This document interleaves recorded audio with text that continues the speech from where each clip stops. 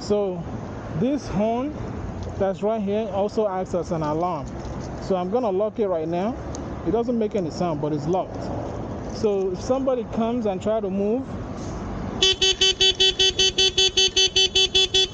hear that? So that's what happens when somebody tries to move the scooter. This thing is like $40 something from Amazon. I think I also have the link on the description for most of the stuff that I put on this scooter. So any touch to this is gonna go off, and it's really loud, as you guys can see. So anything that touches it, try to move it, is gonna make the sound right there. So it's pretty sensitive.